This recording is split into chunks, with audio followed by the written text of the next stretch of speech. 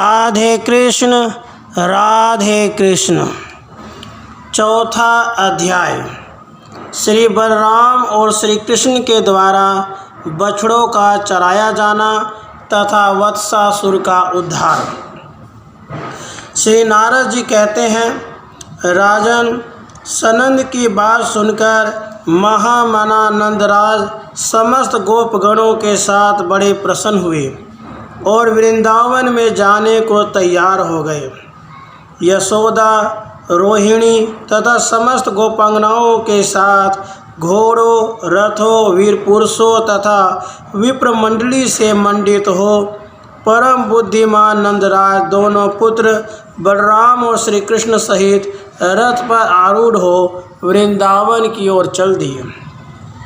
उनके साथ गौओं का समुदाय भी था।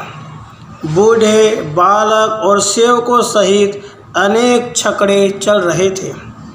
यात्रा के समय शंख बजे और नगारों की ध्वनियाँ हुई। बहुत से गायक नंदराज का यशोगान कर रहे थे। गोप वृषभानुवर अपनी पत्नी के साथ हाथी पर बैठकर पुत्री राधा को अंक में लिए गायकों से यशोगान सुनते हुए मृदंग, ताल, वीणा और वेणुओं की मधुर ध्वनि के साथ वृंदावन को गई। उनके साथ भी बहुत से गोप और गौओं का समुदाय था। नंद, उपनंद और छहों वृषभानु भी अपने समस्त परिकरों के साथ वृंदावन में गए। समस्त गोपों ने अपने सेवकों सहित वृंदावन में प्रवेश करके अलग अलग गोष्ठ बनाए और इधर उधर आवास आरंभ किया। वृषभानु ने अपने लिए वृषभानुपुर बरसाना नामक नगर का निर्माण कराया, जो 4 योजन विस्तृत दुर्ग के आकार में था। उसके चारों ओर खाइयाँ बनी थी। उस दुर्ग के 7 दरवाजे थे। दुर्ग के भीतर विशाल सभा मंडप था। अनेक सरोवर उस दुर्ग की शोभा बढ़ा रहे थे। बीच बीच में मनोहर राजमार्ग का निर्माण कराया गया था। 1000 कुंजें उस पुर की शोभा बढ़ाती थी। श्री कृष्ण नंदनगर अर्थात नंदगांव तथा वृषभानुपुर बरसाने में बालकों के साथ क्रीड़ा करते हुए घूमते और गोपांगनाओं की प्रीति बढ़ाते थे। राजन, कुछ दिनों बाद संपूर्ण गोपों के समादर भाजन मनोहर रूप वाले बलराम और श्री कृष्ण वृंदावन में बछड़े चराने लगे। वे दोनों भाई ग्वाल बालों के साथ गांव की सीमा तक जाकर बछड़े चराते थे। कालिंदी के निकट उसके पावन पुलिन पर सुशोभित निकुंजों और कुंजों में बलराम और श्री कृष्ण इधर उधर लुका छिपी के खेल खेलते और कहीं कहीं रेंगते हुए चलकर वन में सानंद विचरते थे। उन दोनों के कटी प्रदेश में करधनी की लड़ियाँ शोभा देती थी। खेलते समय उनके पैरों की मंजीर और नूपुर मधुर झंकार फैलाते थे। बलराम के अंगों पर नीलांबर शोभा पाता था और श्री कृष्ण के अंगों पर पीतपट। वे दोनों भाई हार और भुजबंद से विभूषित थे।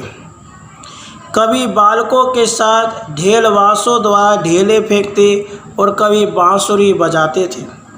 कुछ ग्वाल बाल अपने मुख से करधनी के घुंघरुओं की सी ध्वनि करते हुए दौड़ते और उनके साथ वे दोनों बंधु राम और श्याम भी पक्षियों की छाया का अनुसरण करते भागते हुए सुशोभित होते थे। सिर पर मयूर पीछ लगाकर फूलों और पल्लवों के श्रृंगार धारण करते थे। एक दिन उनके बछड़ों के झुंड में कंस का भेजा हुआ वत्सासुर आकर मिल गया। श्री कृष्ण को यह बात विदित हो गई और वे उसके पास गए। वह देखते गोप बालकों के बीच में सब और पूंछ उठाकर बार बार दौड़ता हुआ दिखाई देता था। उसने अचानक आकर अपने पिछले पैरों से श्री कृष्ण के कंधे पर प्रहार किया। अन्य गोप बालक तो भाग चले, किंतु श्री कृष्ण ने उनके दोनों पैर पकड़ लिए और उसे घुमाकर धरती पर पटक दिया। इसके बाद श्रीहरि ने फिर उसे हाथों से उठाकर कपित वृक्ष पर दे मारा। फिर तो वह दैत्य तत्काल मर गया। उसके धक्के से महान कपित वृक्ष ने स्वयं गिरकर दूसरे वृक्षों को भी धराशायी कर दिया। यह एक अद्भुत सी बात हुई। समस्त ग्वाल बाल आश्चर्य से चकित हो कन्हैया को वहाँ साधुवाद देने लगे। देवता लोग आकाश में खड़े हो जय जयकार करते हुए फूल बरसाने लगे। उस दैत्य की विशाल ज्योति श्री कृष्ण में लीन हो गई।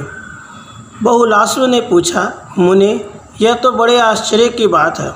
बताइए तो इस वत्सासुर के रूप में पहले का कौन सा पुण्यात्मा पुरुष प्रकट हो गया था जो परिपूर्णतः परमात्मा श्री कृष्ण में विलीन हो गया? श्री नारद जी बोले, राजन, मूर के एक पुत्र था जो महादैत्य परमील के नाम से विख्यात था। उसने देवताओं को भी युद्ध में जीत लिया था। एक दिन वह वशिष्ठ मुनि के आश्रम पे गया। वहाँ उसने मुनि की होम धेनु नंदिनी को देखा। उसे पाने की इच्छा से वह ब्राह्मण का रूप धारण करके मुनि के पास गया और उस मनोहर गौ के लिए याचना करने लगा। महर्षि दिव्यदर्शी थे, अतः सब कुछ जानकर भी चुप रह गए, कुछ बोले नहीं। तब गौ ने स्वयं कहा। श्री नंदिनी जी बोली, दुर्मते, तू मूर का पुत्र दैत्य है, तो भी मुनियों की गौ का अपहरण करने के लिए ब्राह्मण बनकर आया है, अतः गाय का बछड़ा हो जा। श्री नारद जी कहते हैं, राजन, नंदिनी के इतना कहते ही वह मूर पुत्र महान गोवत्स बन गया। तब उसने मुनिवर वशिष्ठ तथा उस गौ की परिक्रमा एवं प्रणाम करके कहा, मेरी रक्षा कीजिए, मेरी रक्षा कीजिए। गौ बोली, महादैत्य, द्वापर के अंत में जब तू श्री कृष्ण के बछड़ों में घुस जाएगा उस समय तेरी मुक्ति होगी।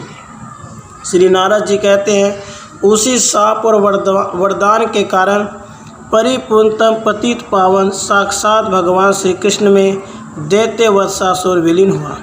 इसमें विस्मय की कोई बात नहीं है।